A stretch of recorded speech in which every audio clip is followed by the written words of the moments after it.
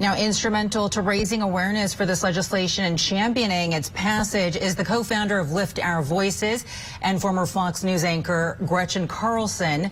She went public in 2018 with harassment claims against the CEO of Fox News at the time, Roger Ailes. Carlson set off a firestorm of controversy for Ailes and championed the Me Too movement, causing many more women to come forward. Gretchen Carlson joins us now live. Gretchen, thank you so much for being with us. It's great to see you. Oh, it's so great to be with you. Thank you so much. So, Gretchen, this is a huge moment for you, and I have personally watched you fight for this for the past 5 or 6 years now. The Speak Out Act is finally headed to the president's desk. What does the passage of this legislation mean to you? Well, it's a culmination of a really bad time in my life, coupled with all the people who reached out to me after my story broke 6 years ago. And it's in honor of them that I do all this work. I realized that there was an epidemic of sexual harassment happening after I came forward. But I also realized there was an epidemic of silencing people in the workplace about these issues, as well as other discriminatory practices. And I decided to roll up my sleeves and get to work. And so I started walking the halls of Congress, never knowing that I was going to end up passing 2 of the biggest labor law changes in the last 100 years in a span of 8 months, which is what we have done now. Yeah, you've done an amazing job. How does this bill change things for victims of sexual harassment in the workplace? And how could this have changed things for you during your time at Fox? Yeah, great question. I get asked a lot over the last 24 hours, does this mean you can tell all of your story now from Fox? No. My NDA post-dispute with Fox is not covered under this piece of legislation. So this is on your first day of work up until you would file a lawsuit, that now you will be able to own your story for that entire period of time for harassment and assault.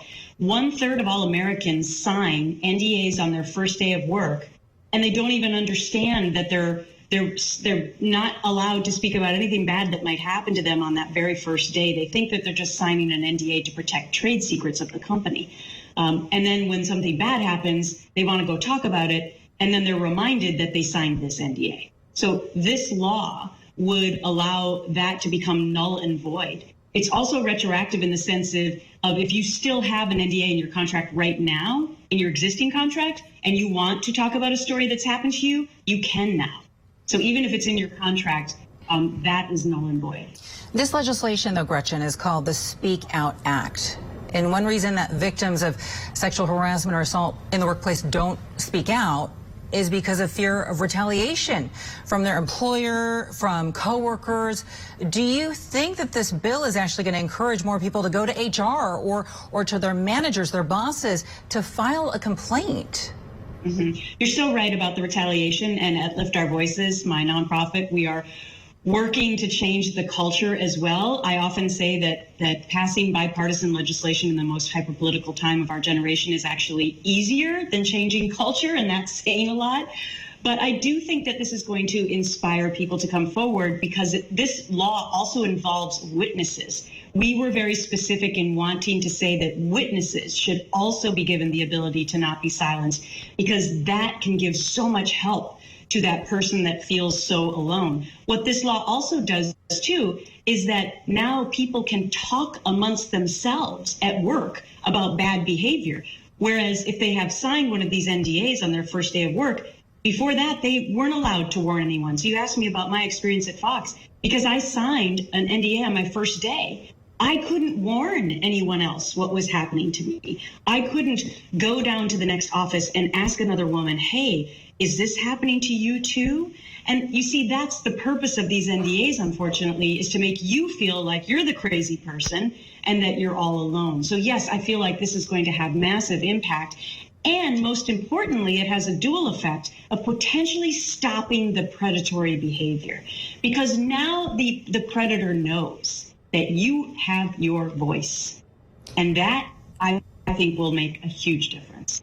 Gretchen, why do you think it's taken so long to get to this point? I mean, it's been 6 years since you filed your own lawsuit against Fox News, Roger Ailes, but at the same time, this has been going on for years, decades. Yeah, the reason is because of these silencing mechanisms. Forced arbitration was the other thing that I passed a law about back in March, and these photos you're showing are from the presidential signing where I had the pleasure of introducing the President of the United States, and he handed me the pen after he signed that bill into law. But forced arbitration is this secret chamber that you get forced into instead of being able to go to an open jury process, which is your constitutional right. And companies have been putting these clauses in at an explosive rate over the last 40 years. So we weren't hearing about any of these harassment stories in the general public because they were all going to this secret chamber of arbitration. That's why it's taken so long. And at Lift Our Voices, we believe getting rid of forced arbitration and NDAs, we believe that is the silver bullet to equity for all people in the workplace, because when you are no longer silenced and you own your own story and your own voice, that's when we start to make change. The biggest lesson I've learned in the last 6 years is that by talking about these issues, that's how we solve them. And we are giving millions of people now the right to talk about their own experiences. And we hope that the effect will be that companies will become better corporate citizens and stop punishing people who simply have the courage to come forward. I want to get your thought on this, Gretchen, because not everyone has supported this. Not everyone in the House supported this bill. There were 109 Republicans that voted against it in the House. Among those 109, mostly were men, but there were women in the House that voted against this legislation. Why do you think that is? Listen, I like to focus on the positive. We got so many Republicans on this bill, just like we did on the last one. Over 100 voted yes. I mean, that is seriously a huge bipartisan victory. They call something bipartisan when they get one or two from the other side. As to why people didn't vote for it, you know, look, I would love to have all those people stand up and say whether or not they've ever known anyone in their life who has faced discrimination or harassment or assault, because I bet that they have. I would say that my guess would be that they were just trying to stay along party lines for whatever reason that might be. But it's, you know, it's disappointing that all people don't vote for this, because harassment and assault in the workplace is an apolitical issue. Before somebody decides to treat you that way, they don't ask you what political party you're in, because they don't care. It's all about power. And that is why I have encouraged members on both sides of the aisle to understand that this is not about being a Democrat or a Republican. This is about being an American and treating people with respect. And so I still see this as a positive that we got so many people from both sides of the aisle to come together. And we're not done. We're going to go back for more, because there's still a tremendous amount of discrimination going on in our workplaces, whether it's gender, racial, LGBTQ+, age, disability. We have much more work to do at Lift Our Voices. Well, Gretchen Carlson, you are doing amazing work. Congratulations. Thank you so much for all that you've done, for the work that you're doing now, you continue to do. We hope that you'll come back and tell us more about it. Thanks for being with us today. Thank you so much for having me. And we'll be right back.